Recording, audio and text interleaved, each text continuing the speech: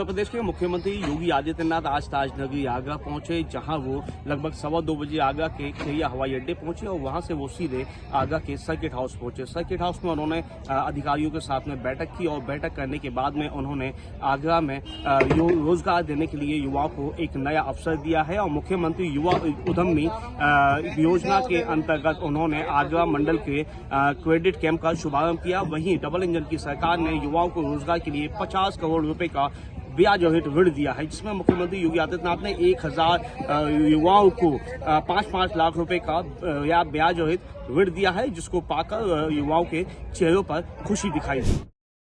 जनपद हमीरपुर में डीएम घनश्याम मीणा की कार्रवाई से लगातार खनन माफियाओं में हड़कंप मचा हुआ है। आपको बता दें कि विगत 15 दिनों में 21 खनन माफियाओं की खदानों की छापेमारी डीएम के द्वारा करवाई गई, जिसमें लगभग 8 पट्टेधारक अपने खनन क्षेत्र से बाहर खनन करते हुए पाए गए, जिनसे 86 लाख रुपए का एक जुर्माना वसूला गया है। लगातार खनिज विभाग के द्वारा कार्रवाई से जनपद हमीरपुर के खनन माफियाओं में हड़कंप मचा हुआ है। वहीं अगर हम बात करें फरवरी माह से अभी तक पूरे जुर्माने की, तो अभी तक लगभग 11 करोड़ रुपए जनपद हमीरपुर में अवैध तरीके से परिवहन विभाग और खनन माफियाओं के द्वारा अभी तक कार्रवाई करके जनपद के क्रियाशील अधिकारियों के द्वारा अभी तक 11 करोड़ रुपए जमा कराया गया है।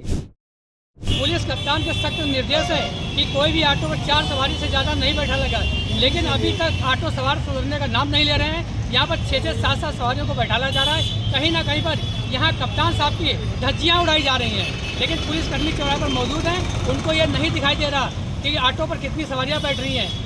हरदोई जनपद में यहाँ पर एक ऑटो में करीब 7 सवारियाँ बैठ रही हैं और 20 की स्पीड को तय की गई, लेकिन 40 की स्पीड को लेकर चला जा रहा। मैं हरदोई भाजपा नेता संजय पासवान ने बर्रा 2 में एक नगर निगम के पार्क में अवैध मस्जिद का होने की बात कही है। वहीं उन्होंने हंगामा करते हुए साफ तौर पर नगर निगम के अधिकारियों से और जो मेयर हैं प्रमिला पांडे, उनको पत्र लिख करके गुहार लगाई है कि जो अवैध रूप से यहाँ पर मस्जिद का निर्माण हो रखा है, यहाँ के जो मौलवी हैं उन्होंने जिस तरीके से अवैध रूप से यहाँ पर मस्जिद का निर्माण किया हुआ है उसको हटवाया जाए। जिसके बाद में आज वो पार्क में पहुँचे और वहाँ पर हंगामा शुरू कर दिया, जिसके बाद में नगर निगम के अधिकारी भी वहाँ पर मौके पर पहुँचे और कागज़ों में इसको हटवाने की बात कही गई। फिलहाल जो मौजूदा समय की स्थिति है, वहाँ पर पार्क बना हुआ है, जिसको लेकर के जो विधायक हैं महेश त्रिवेदी, उनका साफ तौर पर कहना है कि समान रूप से कार्य होना चाहिए, किसी को भी किसी तरीके की कोई समस्या नहीं आनी चाहिए, जिसको लेकर के कहीं ना कहीं भाजपा नेता संजय पासवान लगातार इस अवैध मस्जिद को हटाने के लिए कार्रवाई की मांग कर रहे हैं। सोनाहा थाना क्षेत्र से एक किशोरी के साथ में दुष्कर्म और छेड़खानी जैसा एक मामला सामने। आपको बता दें कि सोनाहा थाना क्षेत्र की एक लड़की है, वो जो है बाजार चावल बेचने के लिए जाती है। जब वो चावल बेचने के लिए जाती है तो रास्ते में एक मनचला युवक जो है उसको छेड़खानी उसके साथ करता है और उसे उठा के अपने घर ले जाता है। फिलहाल वहाँ घर जाने का वो उसको जो है उसके साथ में जबरियन करता है, उसका जो है वीडियो बनाकर उसको वायरल करने की धमकी देता है। फिलहाल जो पीड़ित लड़की है वो तहरीर देती है। इस तहरीर के आधार पर पुलिस जो है उसमें मुकदमा दर्ज कर जो विधिक कार्रवाई है वो कर रही है। कुशीनगर जिले में विकास कार्यों में जमकर भ्रष्टाचार किया जा रहा है। हम विकासखंड खड्डा की बात कर रहे हैं। जब हमने विकासखंड खड्डा के जखनिया और खैरी का पड़ताल किया तो वहाँ पर कागज़ों में खैरी में 90 मजदूर तो वहीं जखनिया में 51 मजदूरों की हाजिरी लगाई गई थी, जबकि जखनिया और खैरी दोनों जगहों पे मशीनरी का प्रयोग कर जुताई की गई थी। तो वहीं जखनिया पे एक भी मजदूर नहीं थे, जबकि खैरी गांव में साइट पर 8 मजदूर मौके पर मिले और मजदूरों ने स्वयं कबूल भी किया कि हम 3 दिन से 8 ही लोग इस साइट पर काम कर रहे हैं, जबकि 90 मजदूरों की हाजिरी पर दिन लगाई जा रही है। जब इस संबंध में हमने डीसी मनरेगा से बात किया तो डीसी मनरेगा ने जांच कर कार्रवाई की बात कही है। अब यह जांच होती है या फाइलों में सिमट कर रह जाती है, ये तो आने वाला समय बताएगा।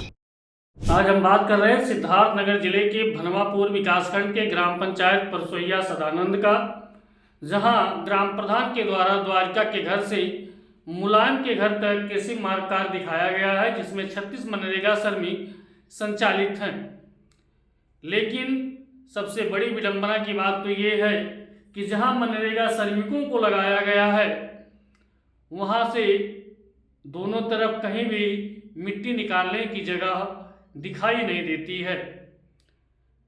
सरकार के द्वारा मनरेगा श्रमिकों को सरकार लगातार 100 दिन का रोजगार देने की दावा करती है, लेकिन यहाँ तो कहा गया है कि आम के आम और गुठलियों के दाम वाली कहावत शायद सही सिद्ध होती नजर आ रही है।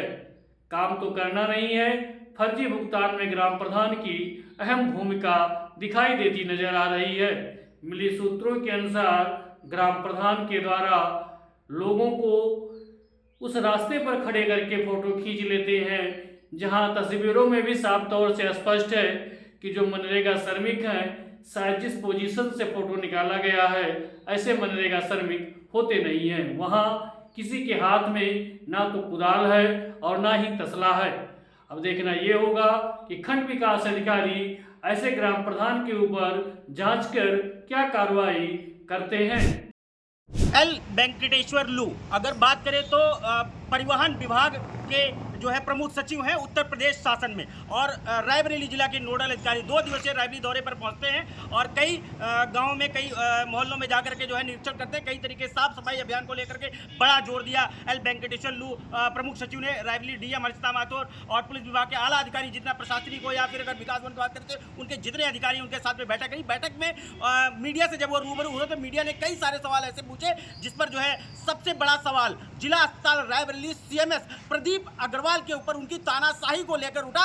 और प्रमुख सचिव ने बात करी और नोडल अधिकारी भी है जिले रायबरेली के एल वेंकटेश्वर लू सर, तो उन्होंने जानकारी देते हुए बताया कि जिस तरीके से ये मीडिया से अवगत हुआ तो आज उनका पहला दिन था, दूसरे दिन वो रायबरेली जिला अस्पताल का उनका निरीक्षण भी होना और उसमें जो है उन्होंने कहा कि आश्वासन दिया मीडिया को कि ये जो जितनी समस्या है उसको लेकर के रायबरेली जिला अस्पताल सीएमएस प्रदीप अग्रवाल के साथ कल बात करेंगे और वार्ता करेंगे। जो समस्या है उनका कैसे समाधान किया जाए, डीएम हर्षिता माथुर उस समय मौजूद थी। उन्होंने कहा कि आने वाले समय में जिस तरीके से ये समस्या है निकल के दिन ब दिन। और अगर बात करें वहीं डग्गा मार वाहनों को लेकर के मीडिया द्वारा सवाल उठाए गए, उसमें भी उन्होंने कहा कि ये तो जिला जो परिवहन विभाग की अपनी योजना है उनके तहत अगर डग्गा मार वाहनों पे ज़्यादा सवारियां चल रही है, ऐसा कुछ चल रहा है जिन पे नियंत्रण लगातार लगाया जा रहा है, लेकिन जिस तरीके लगना चाहिए उस तरीके नहीं लग रहा है, उसको लेकर भी उन्होंने अपनी बातें रखी। और बातों में साफ स्पष्ट नजर आया कि उत्तर प्रदेश सरकार की जो गाइडलाइन है उसको कहीं भी डिनाई करते कोई भी अधिकारी अगर पाया जाएगा तो कहीं ना कहीं उसके ऊपर गाज गिरेगी। लेकिन अगर बात करें तो आज पहला दिन था, दूसरे दिन वो कई और विभागों में कई और मोहल्लों में साफ सफाई और इसको लेकर के कई तरीके से बात करते नजर आएंगे।